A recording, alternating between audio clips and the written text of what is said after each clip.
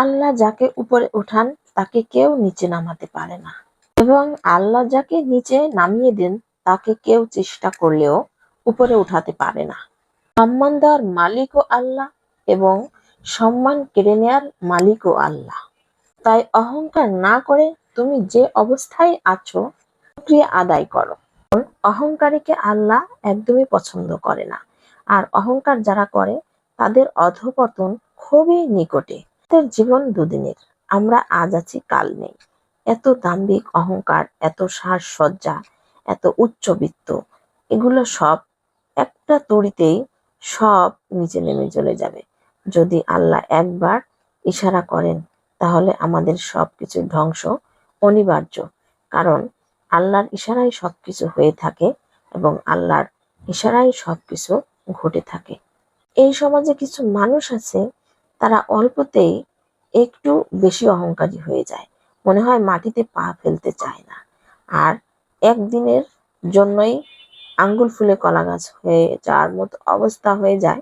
কিন্তু বিগত কিছুদিন আগের অতীতের কথাও তারা ভুলে যায়, কি ছিলাম আর কি হয়েছে। আর ওইটুকুন অহংকারেই মনে হয় কি মানুষকে মানুষ মনে করে না, আর এমন একটা পর্যায়ে চলে যায় যে চিন্তাও করতে পারে না উপরে আল্লাহ একজন আছে, সে চাইলে কিন্তু সবকিছু কেড়ে নিতে পারে। আর এই ধ্বংসের অধঃপতন কিন্তু নিমিষেই শেষ হয়ে যেতে পারে।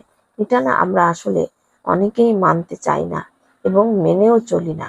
কারণ আমরা মনে করি কি এই দুনিয়া আমাদের সারা জীবনের, এই দুনিয়ায় মনে সারা জীবন বেঁচে থাকবো, এবং দাম্ভিক অহংকার, একজন আরেকজনের সবকিছু লুট করে খাওয়া এবং একজনকে অত্যাচার করা, এইগুলো না বর্তমান সমাজের অবস্থা প্রতিনিয়ত হতে চলছে। এবং নিয়ম আচার অনুষ্ঠান সবকিছু একরকমই হতে চলছে। দিন দিন মানুষের অন্যায় অনাচার এতটাই বেড়ে চলেছে যে মানুষ সংশোধন তো হওয়া দূরের কথা, আরোই খারাপের দিকে যাচ্ছে, উন্নতি থেকে অবনতির দিকে যাচ্ছে। কিন্তু আমরা কেন মানতে চাই না যে আল্লাহ চাইলে আমাদের একবার উপরে উঠাতে পারেন, একবার চাইলে উঁচুতেও নিয়ে আসতে পারেন। তাই আসুন আমরা সঠিক পথে চলি, অহংকার বর্জন করি, আল্লাহকে মেনে চলি, আল্লাহকে ভয় করি। সবাইকে অসংখ্য ধন্যবাদ ভিডিওটি দেখার জন্য। ভালো লাগে শেয়ার করি।